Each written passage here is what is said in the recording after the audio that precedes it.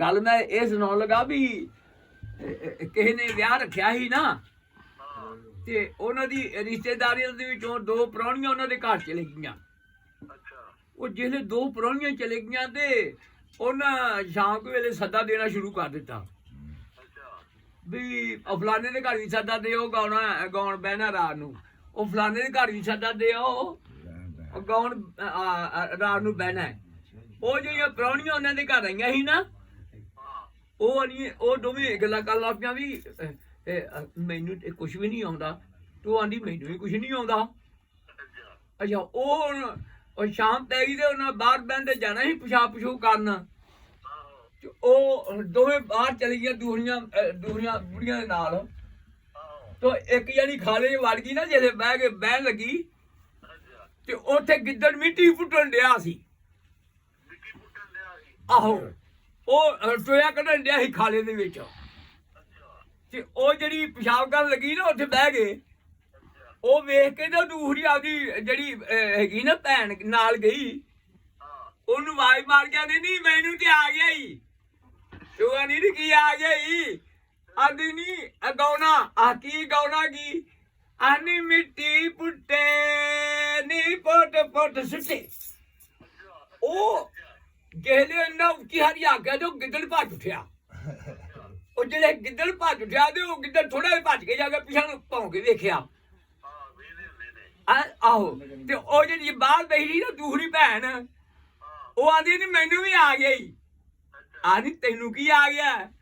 ਆਹ ਨੀ ਭੱਜਾ ਭੱਜਾ ਜਾਵੇ ਨੀ ਭਾ ਵੇਖੇ। ਉਹ ਹੁਣ ਜਿਹੜੇ ਰਾਤ ਪਈ ਨਾ ਸ਼ਾਮ ਇਸ਼ਾ ਵੇਲੇ ਚ ਉਹ ਗਾਉਣ ਬਹਿ ਗਈਆਂ ਬੁੜੀਆਂ। ਉਹਦੇ ਚੋਰਾਂ ਨੇ ਕਿਤੇ ਸੋਚਿਆ ਵੀ ਇਹਨਾਂ ਦੀ ਵਾਵਾ ਮਾਲ ਪਿਆ ਹੈ, ਉਹਨਾਂ ਸੰਨ ਲਾਤੀ। ਉਹ ਬੁੜੀਆਂ ਗਾਉਣ ਬਹਿ ਗਈਆਂ ਤੇ ਚੋਰਾਂ ਨੇ ਸੰਨ ਲਾਤੀ। ਤੇ ਜਿਹਲੇ ਉਹ ਖਾਲੇ ਵਾਲੇ ਦੀ ਵਾਰੀ ਆਈ ਨਾ, ਉਹ ਤਾਂ ਕੰਧਾਲੇ ਨਾਲ ਮਿੱਟੀ ਪੁੱਟਣ ਡਿਆ ਸੀ, ਸੰਨ ਚਲਾਈ ਸੀ।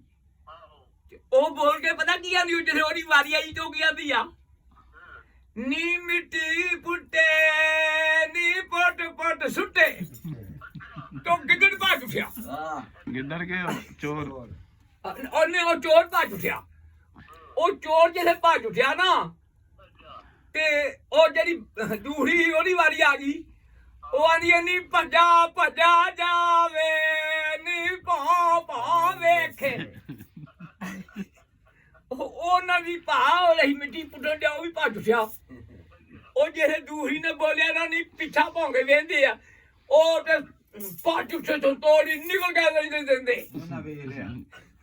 ਉਹਨਾਂ ਦੀ ਚੋਰੀ ਭੱਜ ਗਈ ਤੇ ਗੱਲ ਆ ਭਾਜੀ ਆਪਾਂ ਵੀ ਇਹ ਜਿਹਾ ਨਾ ਗਾਈਏ ਆਵੇਂ ਕੋਈ ਇਹੋ ਜਿਹਾ ਕੰਮ ਨਾ ਕਰੀਏ।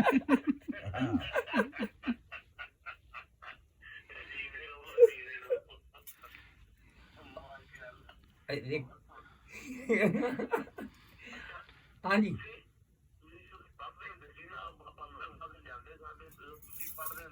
ਹਾਂਜੀ ਹਾਂਜੀ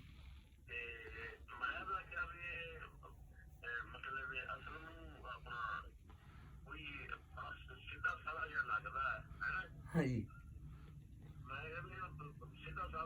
ਸਿੱਧਾ ਮੈਨੂੰ ਡਰ ਵੀ ਕੋਈ ਨਹੀਂ ਦਿੰਦਾ, ਸਿੱਧੇ ਦੇ ਲਾਗੇ ਕੋਈ ਨਹੀਂ ਆਉਣ ਦਿੰਦਾ। ਜਿਹਦੇ ਲੈ ਜਾਣਾ ਯਾਰ ਮੇਰਾ ਵੀ ਨਾਂ ਲਿਖ ਲਓ ਹੈ। ਉਹ ਵੇਗਾ ਉਹ ਚ ਬਹਿ ਜਾ, ਤੈਨੂੰ ਦੱਸਦੇ ਆ। ਬਹਿ ਜਾ ਬਾਬਾ ਬਹਿ ਜਾ ਦੱਸ ਦੇ ਤੈਨੂੰ।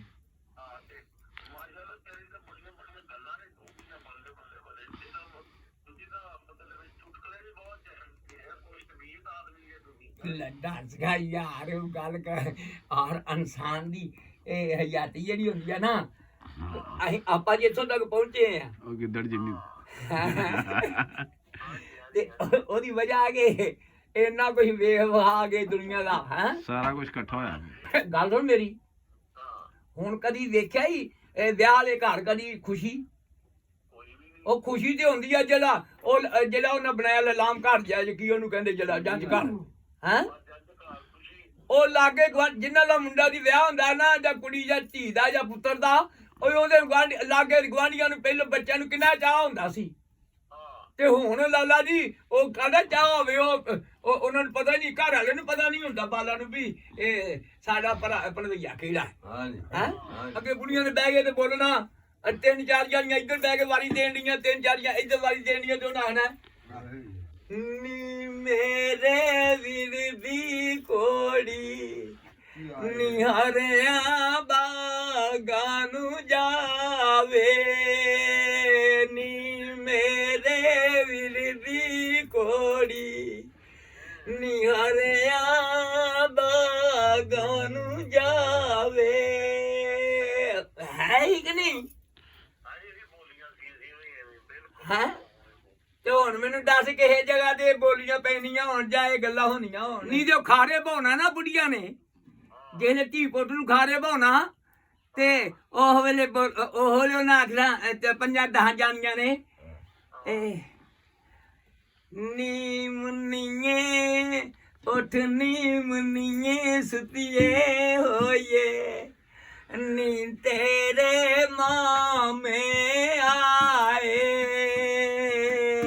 ਨੀ ਉੱਠ ਨੀ ਮੁੰਨੀਏ ਸੁਤੀਏ ਹੋਈਏ, ਨੀ ਤੇਰੇ ਮਾਪੇ ਆਏ। ਹੁਣ ਕੋਈ ਕਹਿੰਦਾ ਹੀ ਕੋਈ ਗੱਲ ਨਹੀਂ, ਤੇ ਫਿਰ ਵੀ ਉਹ ਬਾਦਸ਼ਾਹੀਆਂ, ਉਹ ਗੱਲਾਂ, ਉਹ ਬਰਕਤਾਂ, ਉਹ ਸੋਹਣੀਆਂ ਸੋਹਣੀਆਂ ਹੈ, ਉਹ ਪਿਆਰ ਵੱਡਿਆਂ ਛੋਟਿਆਂ ਦਾ, ਉਹ ਇੰਨਾ ਸਾਰਾ ਗਾਇਬ ਕਰ ਦਿੱਤਾ। ਅਸੀਂ ਹੁਣ ਦੱਸ ਕੀ ਕਰੀਏ। ਹਰੀਆਂ ਕਪਾਈ ਵਿੱਚ ਗੋਡੇ ਗੋਡੇ ਤਾਂਦਲਾ, ਹਰੀਆਂ ਕਪਾਈ ਵਿੱਚ ਗੋਡੇ ਗੋਡੇ ਤਾਂਦਲਾ, ਮਰ ਜਾ ਪਟਵਾਰੀ ਜਿਹੜਾ ਲਾਵੇ ਦੂਰਾ ਮਾਮਲਾ, ਮਰ ਜਾ ਪਟਵਾਰੀ ਜਿਹੜਾ ਲਾਵੇ ਦੂਰਾ ਮਾਮਲਾ। ਉਹ ਨਵੀਂ ਕਣਕ ਦੇ ਮੰਡੇ ਉੱਤੇ ਆਸੀਰਾ ਲੇਟਦਾ, ਨਵੀਂ ਕਣਕ ਦੇ ਮੰਡੇ ਉੱਤੇ ਆਸੀਰਾ ਲੇਟਦਾ, ਕਿਉਂ ਜੱਟਾ ਜੱਟੀ ਦੇ ਪਾਸੇ ਕਿਉਂ ਨਹੀਂ ਸੇਕਦਾ, ਕਿਉਂ ਜੱਟਾ ਬੱਤੀ ਦੇ ਪਾਸੇ ਕਿਉਂ ਨਹੀਂ ਸੇਕਦਾ।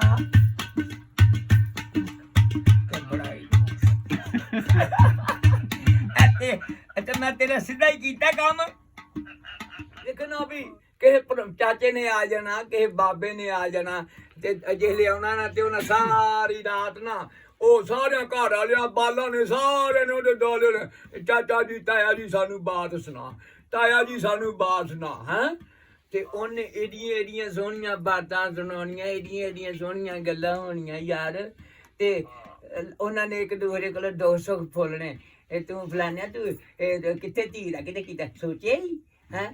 ਤੇ ਉਹਨੇ ਆਖਣਾ ਭੈਣਾ ਅਜੇ ਨਹੀਂ ਮੈਂ ਸੋਚਿਆ, ਜਾਂ ਵੀਰਾ ਅਜੇ ਭਰਾਵਾ ਮੈਂ ਨਹੀਂ ਸੋਚਿਆ।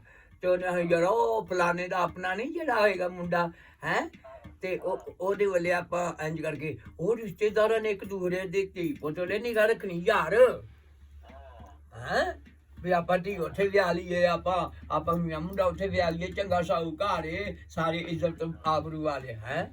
ਉਹ ਯਾਰ ਗੱਲਾਂ ਹੁਣ ਖਤਮ ਹੋ ਗਈਆਂ। ਹੁਣ ਤੇ ਯਕੀਨ ਕਰੀ ਤੇ ਇਹੀ ਕਹਿੰਦੇ ਆ ਕਿ ਯਾਰ ਅੱਲਾ ਪਾਕ, ਅਸੀਂ ਤੇ ਕੁਝ ਕਹਿ ਨਹੀਂ ਸਕਦੇ। ਇਹ ਸਾਨੂੰ ਦੌਰ, ਸਾਨੂੰ ਤੇ ਵੈਸੇ ਹੀ ਇਹ ਪਾਗਲ ਸਾਨੂੰ ਸਮਝਦਾ ਵੀ ਇਹ ਹੈਗੇ ਪਾਗਲ, ਇਹਨਾਂ ਨੂੰ ਪਤਾ ਕਿਸੇ ਗੱਲ ਦਾ ਨਹੀਂ।